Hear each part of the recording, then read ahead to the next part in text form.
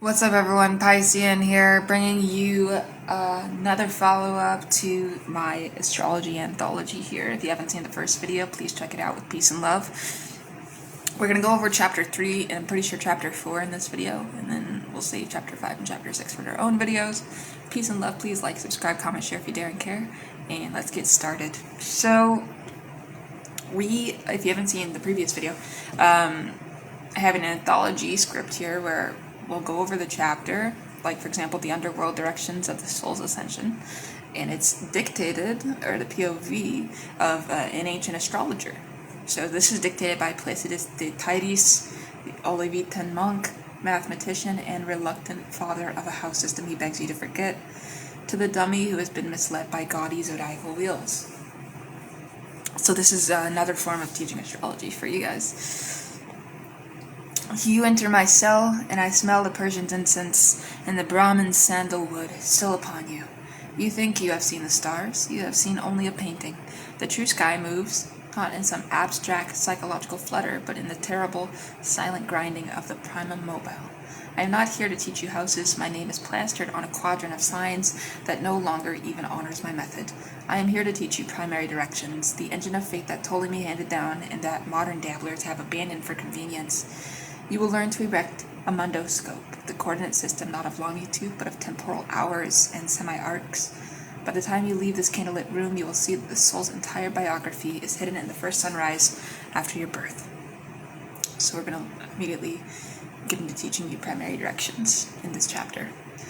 The chronoscribe has delivered the same seeker's chart from the previous video. We're working on June 1st, 1990, noon, London. The Persian gave you a grid of midpoints. The Brahmin gave you 27 star mansions. I give you the clock of God's own rotation. I shall first direct the ascendant to the mundane sextile of the sun, and then I shall demonstrate with an error of less than a fifth of a degree why this child's intellect flowered exactly at age 10 by a direction of the midheaven to the mundane parallel of Mercury. And because I am generous, I shall show you a rapt parallel, a technique that Saxon charlatan Regimentanus stole and corrupted. So, let's begin with the mundoscope, temporal hours, and the two semi-arcs. So we banish the ecliptic from your mind. The only map that matters for directions is the mundoscope, where a body's position is expressed by its distance from the meridian, measured not in degrees of longitude but in temporal hours. The hours of the day or night it is traveled or must travel to reach to midheaven or the Imum Coli. Every body has a diurnal semi-arc, or DSA, if it is above the horizon, and a nocturnal semi-arc, or NSA, if it's below. The semi-arc is the arc of right ascension. The body sweeps from horizon to meridian. It depends on the body's declination and the latitude of the birthplace. I keep London's latitude as 51 degrees 30 north.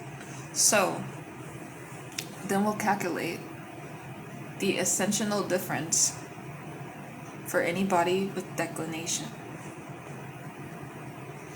Then, diurnal semi-arc, or DSA, equals 90 degrees. We add AD. If it's north and the body is above the horizon, appropriate adjustments made for southern declinations or nocturnal positions.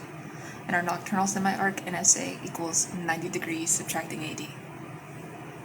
So the meridian distance, MD, is the absolute difference in right ascension between the body and the right ascension of the midheaven, RAMC. A body east of the midheaven has an eastern MD, west of the MC, western MD, okay? Temporal hour of the body is simply when TH equals 0, the body is exactly on the meridian. When TH equals 1, it is exactly on the horizon. All directions in the world are maneuvers of these temporal hours. Forget zodiac signs. Think of the sky as a great domed theater. The midheaven is the zenith, the ascendant the eastern way. Each planet has a ticket that says how many temporal hours it is from center stage.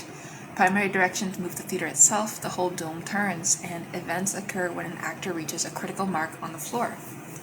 The whole of your life is the first rotation of that theater stretched out by the Ptolemaic key. 1 degree of right ascension equals 1 year.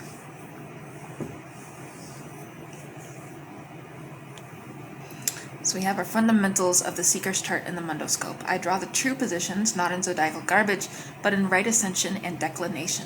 The obliquity of the ecliptic for 1990 is taken as 23 degrees 26. We have our body, our longitude, tropical, approximate RA, declination, AD, semi-arc, MD from MC, and our TH, which is meridian based.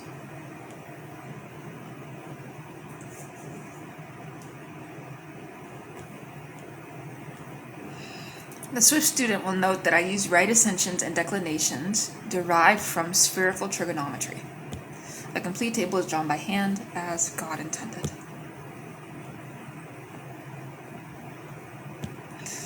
Now let's look at our first direction here, ascendant to the mundane sextile of the sun. So the sun sits exactly on the midheaven, its temporal hour 0. A mundane sextile is an aspect of 60 degrees in the world. Since a full quadrant from meridian to horizon is 90 degrees, the sextile marks a point 2/3 of the way from the meridian to the horizon. That is a temporal hour of 2/3, so 6,667. The ascendant, currently at the horizon, TH equals 1.000, must move to that TH equals 0.6667. So the ascendant's diurnal semi-arc, or DSA, is 97 degrees 56. The arc of direction in right ascension is the difference in proportional distance multiplied by the DSA.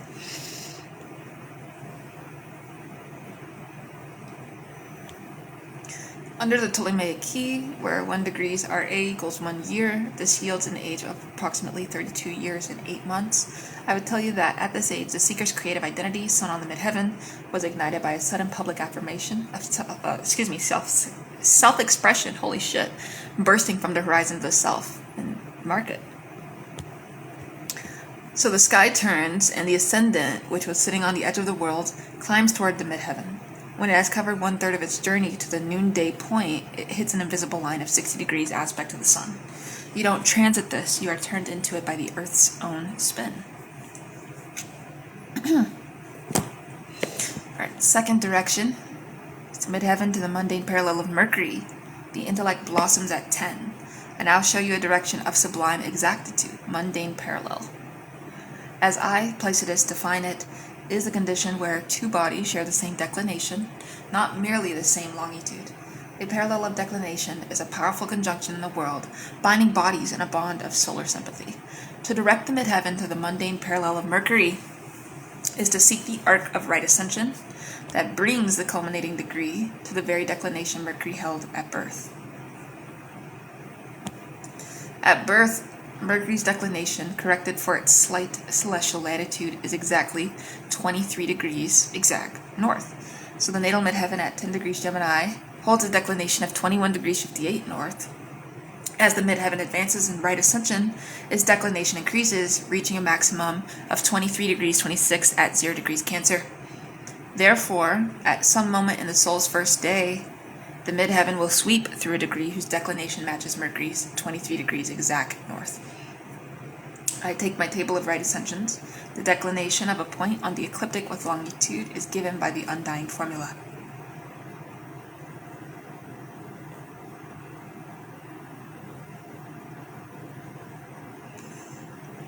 So, after this math is done, I convert this ecliptic degree to its right ascension using more math. The natal RAMC is 68 degrees 22. The arc of direction is 9 degrees 52. So under the Ptolemaic key, the direction perfects at 9 years. Excuse me. And 10 months.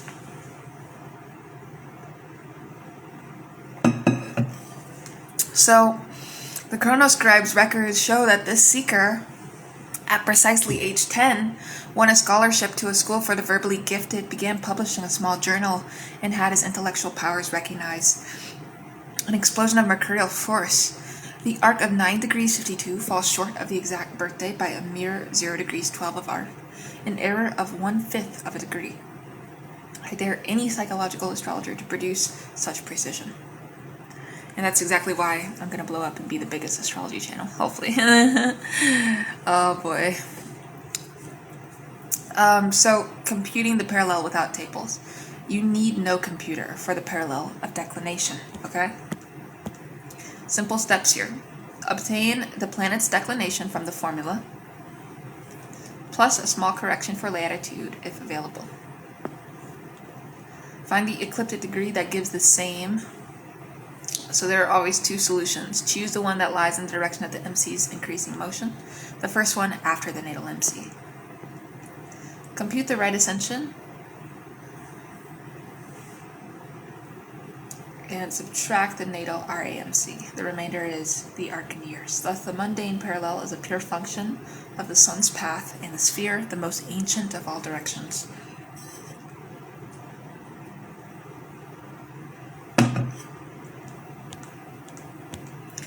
The wrapped parallel. Two planets drawn to the same temporal ladder. I now reveal a technique that I publish in my Prima Mobile, and which a certain German calculator later rebranded as his own.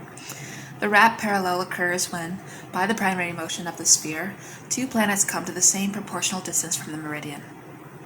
That is, when they share the same temporal hour simultaneously. It is a meeting in the world of the two bodies, a fusion of their meanings. In our Seeker's chart, let us consider Venus and Jupiter. Venus is west of the MC, so TH equals 0.231, and Jupiter is east of the MC, TH equals 0.247. As the RAMC increases, Venus is carried toward the western horizon. Its meridian distance grows, so its temporal hour increases. Jupiter is carried toward the midheaven. Its meridian distance shrinks, so its temporal hour decreases. At some moment, the two temporal hours will equal each other.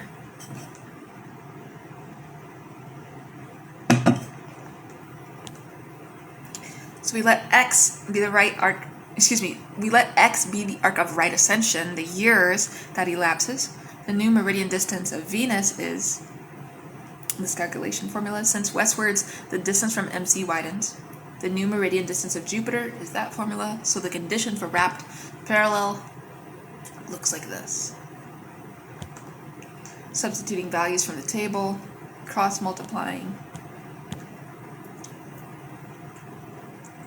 We get 94 degrees, 0.94 degrees to be exact. So thus the wrapped parallel perfects when the native is 11 months old.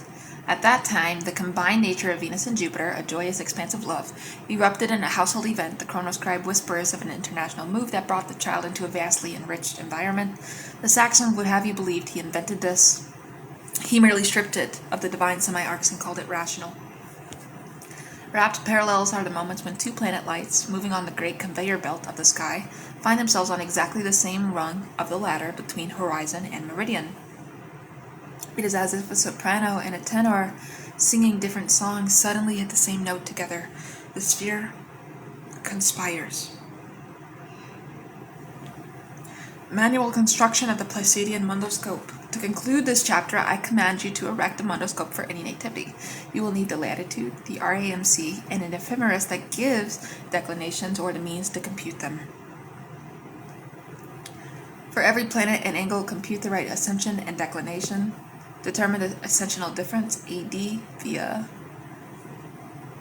assign the semi-arc DSA equals 90 degrees, adding AD for a body above the horizon with northern declination, NSA equals 90 degrees subtracting AD for a body below the horizon, or with southern declination with appropriate quadrant rules. Compute the meridian distance. MD is the absolute difference in RA between the body and the RAMC. If the body's RA is less than RAMC, it is west of the MC. If greater, east until the lower meridian intervenes.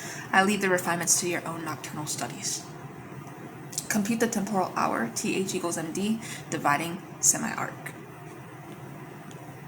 For any significator from the ascendant, midheaven, sun, and moon, the arc of direction to a mundane aspect of a promissor is found by equating the proportional distances, temporal hours, that correspond to the aspect. Conjunction equals same, TH sextile equals 0.6667. square equals 0.5, trine equals 0.3333. Opposition equals opposite semi-arc proportion. For the midheaven to a mundane parallel by declination, use the method in section 4. Each degree of arc and right ascension grants 1 year of life.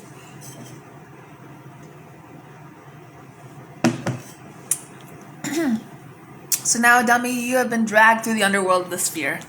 The Persians' midpoints become the nodes of a net spread across the equator. The Brahmins' lunar mansions become the very stars that mark the semi-arcs. And my primary directions become the one true measure of time. Do not leave the cell until you have drawn the mundoscope by hand, and when you hear the name Placidus, do not think of a house division. Think of the monk who, with a pair of compasses and the prima mobile, could read the exact year your soul would flower from the first rotation of the earth after your birth. The chronoscribe now drags you forward to a century of harmonic vibrations and New Age fogs. I pray they do not erase the geometry.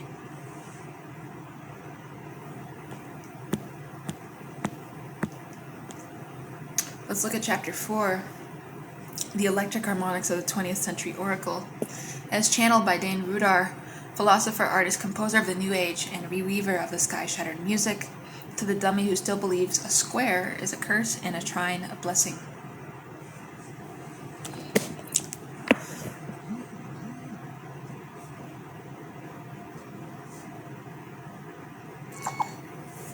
I gotta turn off my notification sounds, holy shit. Alright, so in this, clearly we're going to learn about the harmonics from the perspective of Dane Rudar, which is a really big astrologer, philosopher, artist, like I said, composer of the New Age. I'm sending a quick text message, sorry guys. Also, summer solstice this weekend, June 20th, 21st, we have the summer solstice. Sun's in Cancer.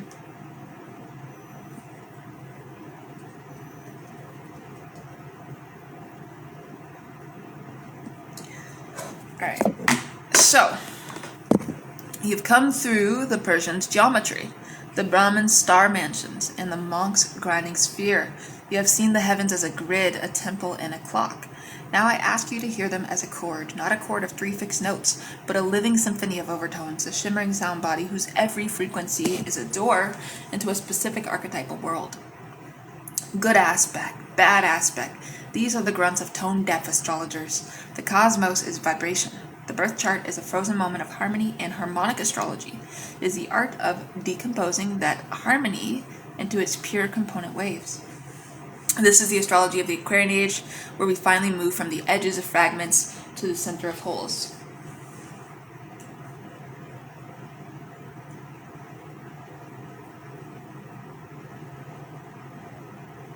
Alright, so the chronoscribe places before me the seeker's chart we've now seen through 3 different lights. June 1st, 1999, excuse me, not 1999, 1990, I'm so sorry, noon, London, alright, and this is the chart we're going to continue looking at least for these chapters.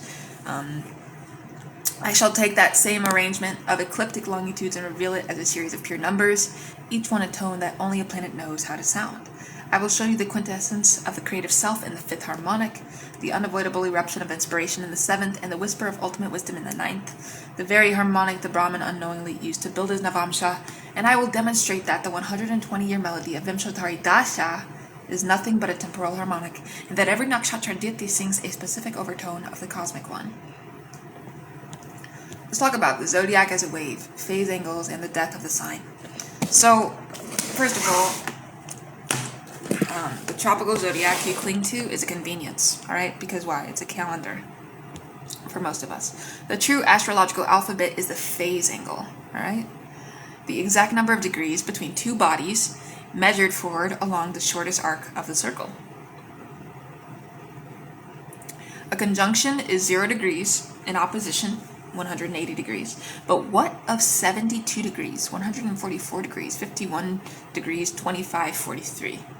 Each of these is a division of the whole circle, 360 degrees by an integer. Those integers are the harmonics, and they are the fingerprints of pure quality. So the fundamental operation of harmonic astrology is brutally simple and mathematically sublime. We multiply every body's absolute longitude from 0 degrees through 360 degrees by the harmonic number n, and then take the remainder after subtracting all full circles of 360 degrees. The new positions are in the nth or nth harmonic chart. In that chart, conjunctions, bodies occupying the same degree, reveal which natal planets are connected by multiples of 360 degrees divided by n, that is, by the harmonic signature angle. Okay?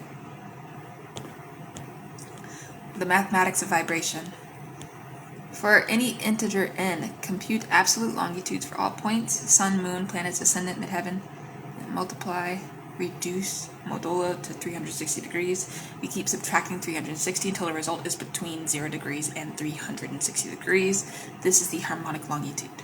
Two planets that are conjunct in the harmonic chart within an orb of, say, 1 degrees per harmonic level indicate an exact nth harmonic aspect in the natal. Their original longitude difference is a multiple of 360 degrees divided by n. So, for example, the fifth harmonic, n equals 5, yields angles of 72 degrees, 144 degrees, 216 degrees, and 288 degrees. In the fifth harmonic chart, two planets conjunct mean their natal phase angle is 0 degrees, 72 degrees, 144 degrees, 216 degrees, or 288 degrees within an orb. These are the quintile and biquintile aspects, the signatures of creative self-expression and structural genius. The fifth harmonic, the quintessence, oh my goodness, of creative form. I did not sleep very good at all last night. No excuses though. The fifth harmonic is the domain of the fifth overtone, the note that emerges when a string is divided into 5 equal parts. It is the number of the pentagon, the golden ratio, the living structure of nature's creativity. John Addy, the greatest modern Pythagorean, proved that outstanding creative individuals invariably have a pronounced fifth harmonic pattern in their charts, often a tight conjunction of planets in the fifth harmonic chart. Let us erect the fifth harmonic chart for the seeker, using the tropical longitudes you received from Masha'Allah in the first chapter. So here we have our planet, natal, multiply 5, harmonic, and position.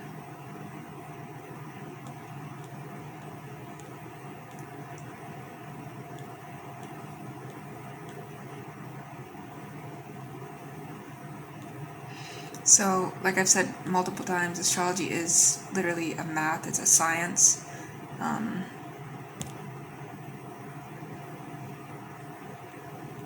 People still can't understand that, or they just don't want to.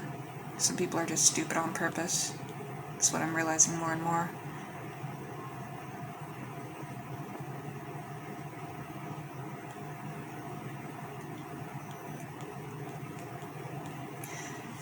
Alright, now that we have our data, we can observe the clustering here. What do we see? In the fifth harmonic sky, the following bodies assemble in the early degrees of Pisces. How many times do we see Pisces show up? The Sun, the Moon, Mars, Saturn, and the midheaven. From 0 degrees to 25 degrees, the individual is being impacted.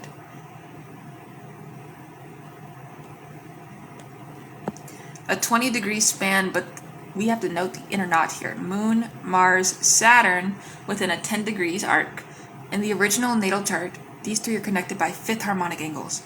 So the Moon, 355 degrees, and Mars, which is 140 degrees, are differing by 145 degrees, which is exactly 1 degree shy of the biquintile, 144 degrees.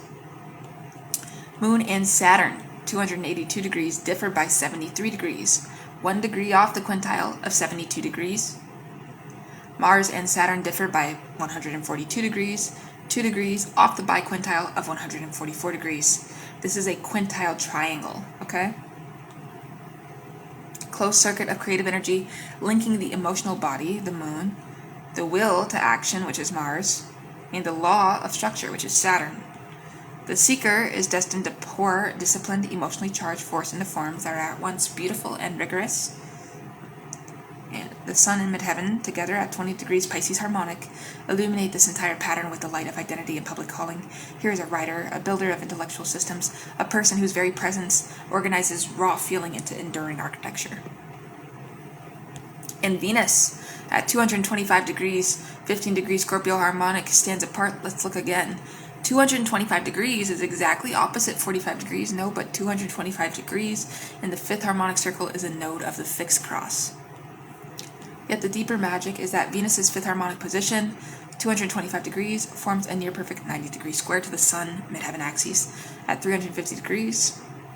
350 subtracting 225 equals 125 degrees, not 90. So Venus stands as a separate note, but that too tells a story. The creative genius of the seeker is not particularly Venusian in the sense of decorative art. It is a martial Saturnian compression of emotional truth into hard forms. Stop counting degrees to see if a planet is trine or square. The whole zodiac is a wave. Any two planets that sit exactly 72 degrees or 144 degrees apart are singing the same note in the fifth harmonic. When you find a cluster of planets in the fifth harmonic chart, you have found the native's creative engine, the place where their soul naturally shapes order out of chaos. The signs in that harmonic chart are meaningless, only conjunctions matter. Alright.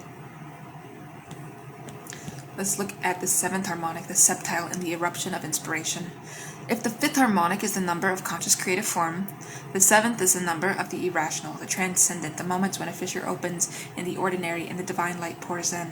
The septile series, 51 degrees, 2543, 102 degrees, 5126, 154 degrees, 1709, 205 degrees, 4252, 257 degrees, 0834, 308 degrees, 3417, are the angles of poetic revelation, prophetic vision, and the compulsions that cannot be willed but only submitted to. I seldom calculate full seventh harmonic charts for routine interpretation. The orb must be excruciatingly tight, usually less than 30, for the septile to manifest as a life-changing force. However, let us examine one spectacular seventh harmonic configuration in the seeker's nativity. So the natal Mercury is at 95 degrees exact. Natal Neptune is at 228 degrees exact. The difference is 133 degrees exact. Is that a multiple of 360 divided by 7? We get 51 degrees, 25, 53 multiples. So 133 degrees is not within tight orb of 102.86 or 154.29, but instead, if you look at the midheaven, 70 degrees, and Uranus, 241 degrees, and a difference of 171 degrees. Nope. Let us instead find a true septile by scanning.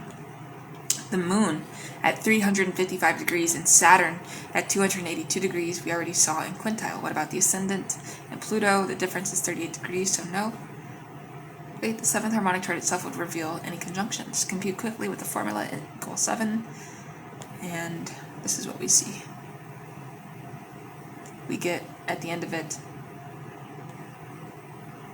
130 degrees being 10 degrees Leo. Now we can see the conjunctions in the seventh harmonic. Moon, which is at 325 degrees, and Jupiter, which is at 326 degrees. So 1 degrees conjunction in the natal. Moon at 355 degrees, Jupiter at 98 degrees. Difference 103 degrees, which is almost exactly 2 multiplied by 51.4286. We get 102.86 degrees, a difference of 0.14 degrees. So this is a biseptile, the aspect of inspired emotional expansion, of finding joy through aligning the inner feelings with a larger vision. The seeker's emotional body is wired directly to the higher mind. His feelings are prophetic. He cannot separate mood from meaning. This conjunction in the seventh harmonic chart is the engine of his spiritual and literary inspiration. Venus at 315 degrees and Jupiter at 326 degrees, with it being an 11 degrees orb. It's too wide for a pure septile. But Venus at 315 and Moon at 325 form a 10 degrees cluster with Jupiter, which softens the precision. Still, the primary septile is Moon-Jupiter. Neptune, 156 degrees, and Saturn at 174 degrees and 18 degrees spread, so no. Moon-Jupiter biseptile tells a clear story. The seeker's emotional body is an antenna for visions of wholeness. At the moments when transiting planets trigger the seventh harmonic axis, inspiration strikes like lightning. There is no working towards a septile. It is an eruption. So septile is the hand of the muse. You don't earn it, it seizes you. If you find two planets within half a degree at 51 degrees 26 or 122 degrees 51 angle, you have found the place where your soul is fated to receive otherworldly downloads. The orb must be minuscule, but the effect is vast. The ninth harmonic, the Navamsha and the whisper of ultimate wisdom. So you have already walked the ninth harmonic. Through the Brahmin called it the Navamsha, yes, the foundational divisional chart of Vedic astrology. The map of the soul's inner marriage and dharma is precisely the ninth harmonic chart, where we multiply longitudes by 9. The ancients multiply by 9 to find the inner planet of the self. The difference is only that the Vedic system applies it to the sidereal zodiac, while I in this chapter apply it to the tropical. Both are valid, both reveal the overtones of the soul's deepest wisdom. So the ninth harmonic aspects are multiples of 40 degrees. So that would be 40 degrees, 80 degrees, 120 degrees, 160 degrees.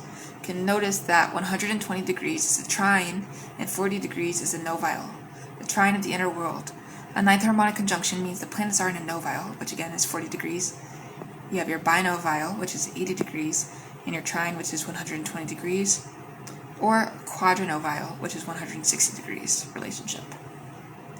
So the ninth harmonic chart reveals the archetypal pattern of one's spiritual maturity. Let us compute the seeker's tropical ninth harmonic chart.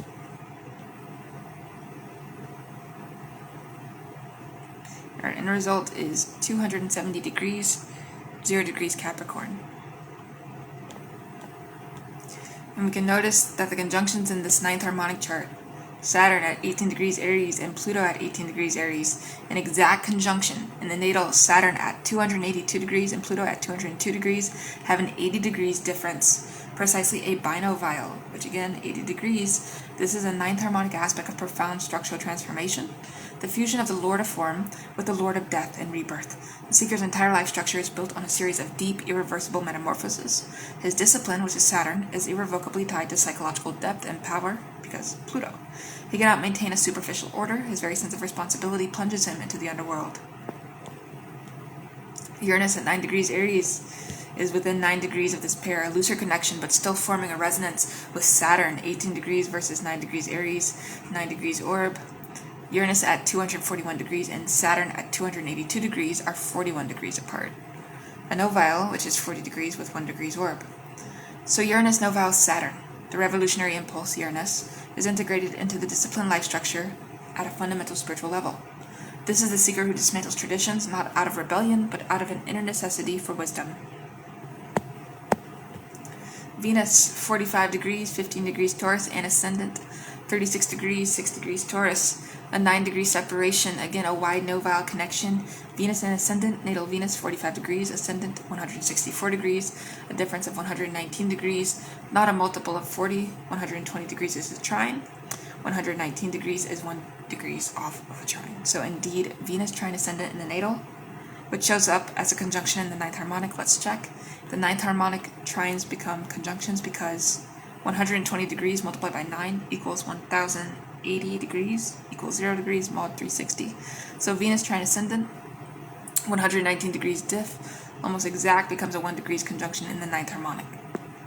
Venus at 45 degrees, ascendant 36 degrees, a difference of 9 degrees. Wait, 45 subtract 36 equals 9 degrees, that's a 9 degrees orb, but my computation gave Venus 45 degrees and ascendant 36 degrees. Ascendant at 36 degrees Taurus, Venus 45 degrees Taurus, difference 9. Thus too wide for a conjunction in the ninth harmonic unless the natal trine was not exact. Natal Venus 45 degrees, ascendant 164 degrees, diff 119 degrees, indeed 1 degrees off trine, so the ninth harmonic conjunction should be about 9 degrees, since each degree of error in natal times 9 equals 9 degrees error in harmonic. So the 9 degrees orb in the ninth harmonic reflects the 1 degrees orb in the natal. This illustrates the precision required. Nevertheless, the Saturn-Pluto exact binovile is the jewel of this chart. It reveals that the seeker's wisdom, the ninth harmonic, is built on a continuous process of death and restructuring. He's an initiate, whether he knows it or not. The ninth harmonic chart is the Navamsha of the West. When you multiply all longitudes by 9, the trines become conjunctions and the subtle novile aspects, 40 degrees, 80 degrees, 160 degrees, surface as visible clusters. This is the map of your soul's dharma, not the career you choose, but a spiritual blueprint you came to fulfill. Look for diconjunctions in the ninth harmonic chart, and know them as the pillars of your inner temple. The Holorith, layering harmonics into a 3D sculpture of the soul. The fifth harmonic gives you creative genius. The seventh gives you inspired vision. The ninth gives you spiritual structure. But the soul is not a series of isolated photographs. It is a living sculpture, a holorith of interpenetrating frequencies. When you overlay the harmonic charts, you see the same planetary body occupying multiple harmonic positions, each one accord in a vast symphony. So we can consider the seeker Saturn, natal, 282 degrees, 12 degrees Capricorn, the lord of time and form, placed in the midnight of the year. In the fifth harmonic, 330 degrees, 0 degrees Pisces, part of the creative quintile triangle with Moon and Mars. Saturn here is a source of artistic discipline. In the seventh harmonic, 174 degrees, 24 degrees Virgo, isolated but vibrating to its natal septile with the Moon-Jupiter complex indirectly. In the ninth harmonic, 18 degrees Aries, exactly conjunct Pluto, the binovile of transformational discipline. This one, Saturn sings 4 distinct notes simultaneously, each belonging to a different archetypal world. The creative discipline, the fifth, is fueled by emotional depth and renewal, ninth. The visionary capacity, seventh, is grounded by that same Saturn's need for order. No single static chart can show this layering. Only the holorith, built by stacking harmonic charts like transparent sheets, reveals the true multidimensional character. Building a holorith. Select a set of harmonics that are prime or deeply significant. So it could be 1, 2, 3, 4, 5, 7, 9, 13, etc. And for each, compute the harmonic positions and draw them on a transparent wheel. Overlay them and note where a planet's positions in different harmonics coincide with those of other planets. So for example, if Mercury is in the fifth harmonic and it's at 10 degrees Leo, and Jupiter is in the seventh harmonic is also at 10 degrees Leo, then the creative mind, the fifth, and the inspired vision, seventh, have a common focal point. This is the true aspect across harmonic resonance. In the seeker's chart, the Moon's fifth harmonic position is 5 degrees Pisces, and Jupiter's seventh harmonic position is 26 degrees Aquarius. Not a direct overlap, but Jupiter's fifth harmonic position is 10 degrees Leo, while Mercury's fifth is 25 degrees Cancer. Instead, the most potent cross-harmonic link is the Sun midheaven in the fifth harmonic, 20 degrees Pisces, and Neptune in the seventh harmonic, 6 degrees Virgo, are oppositional, 20 degrees Pisces versus 6 degrees Virgo in 180 degrees, adding 14 degrees, not exact. Rather, the exact Saturn-Pluto conjunction in the ninth harmonic, 18 degrees Aries, is mirrored by Mars in the fifth harmonic, 10 degrees Pisces, which is semi-sextile. I leave the full holorith as a meditation for the student. The principle is the key. The more cross-harmonic resonances you find involving a particular planet, the more central that planet is to the native's multi-octave life expression. The temporal harmonic, Vimshatari Dasha, as the song of the moon's nodes. The Brahmin gave you a system of planetary periods that begins from the moon's nakshatra and unfolds in a fixed sequence. I see it differently. The 120-year Vimshatari cycle is a temporal harmonic, a division of a life's maximum span into 9 voices that sound in a specific order. The sequence, Ketu, Venus, Sun, Moon, Mars, Rahu, Jupiter, Saturn, Mercury, is not arbitrary. It is a spiral of karmic tones, each lasting a number of years, that are themselves symbolic. Ketu, 7, Venus is 20, Sun is 6, Moon is 10, Mars is 7, Rahu 18, Jupiter 16, Saturn 19, Mercury 17. Sum 120, a trine number, 120 degrees, a third of the circle. The very length of the cycle is a harmonic echo. But more profoundly, the 27 nakshatras, the lunar mansions, the Brahman treasures, are the 27th harmonic of the zodiac. 27 multiplied by 13 degrees 20 equals 360 degrees. Each nakshatra is a 27th harmonic slice of the ecliptic. The deities of the nakshatras are the living faces of the 27th harmonic, and their qualities correspond to the overtones of consciousness that number evokes. The 27th harmonic is the tone of completion, the threefold 9, the dissolution of the individual into the universal. Revati, the 27th nakshatra ruled by Mercury, presided over by Pushan, the nourisher, is indeed the harmonic of ultimate compassion, the soul that guides others to the shore, the other shore. The seeker's moon stands in Purva Bhadra, the 25th nakshatra. 25 is 5 multiplied by 5, the quintile of quintiles. The creative genius turned inward toward the serpent of transformation, Aja Ekapat. No wonder the native's 5th harmonic chart blazes with Moon, Mars, Saturn. The 25th harmonic of the moon, nakshatra 25, amplifies the 5th harmonic signature into a life mission of creative rebirth. Thus, the Vimshatari Dasha sequence becomes a journey through the harmonic overtones of the natal moon. And as each planetary period arrives, it activates the harmonic chamber corresponding to its number of years. No, that would be too literal. But the sequence itself is a fixed mantra, and the native starting point is determined by the harmonic of the moon's nakshatra. The whole system is a recognition that time is not linear but harmonic, and that the soul's unfolding follows a tonal order that the West forgot when it abandoned the music of the spheres. Nakshatras are the 27th harmonic. Dasha periods are the time release of that harmonic into a life. When you study the Vimshatari sequence, you are listening to a raga played on the 27-string instrument, with the moon as the first node. The Western harmonic charts are the sheet music of the soul's frozen moment. The Eastern Dasha is the same music performed in time. They are one art.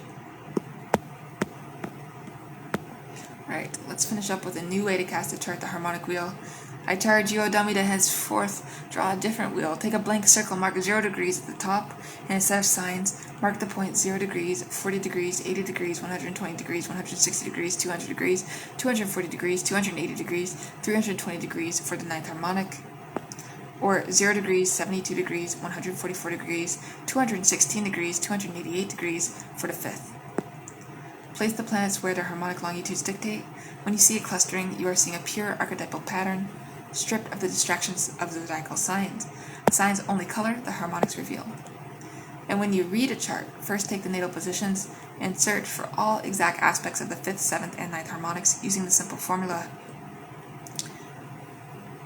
5th harmonic aspect of the difference is within 1 degrees of 0 degrees, 72 degrees, 144 degrees, 216 degrees, 288 degrees. 7th harmonic aspect of difference is within 0 degrees 30 of 0 degrees, 51 degrees 26, 102 degrees 51, 154 degrees 17, 205 degrees 43, 257 degrees 08, and 308 degrees 34. And the 9th harmonic aspect at the difference is within 1 degrees of 0 degrees, 40 degrees, 80 degrees, 120 degrees, 160 degrees. List them, they are the skeleton of the soul. The trines and squares will scream, septiles will whisper only to those who listen. I leave you now, not with a technique, but a transmutation of your perception. The Persians' midpoint grid, the monks' temporal hours, the Brahmins' star gods, all are partial languages. Harmonic astrology is the grammar that unites them. The universe is a single vibration, and your chart is its microcosmic chord. Strike it and listen. The age of Aquarius is the age of the overtone, the age where we finally learn to hear the whole. The chronoscribe is already pulling me back into the morphic field, but remember, when you see a trine, do not say easy, say 120 degrees, 9th harmonic. When you see a quincunx, do not say adjustment, say 150 degrees, the 12th harmonic of the double sixth. Every angle is a door, go through it, the music never ends. In my next video, we're going to go over the Dasha's divine choreography of time. I hope to see you there with peace and love. Piscean out.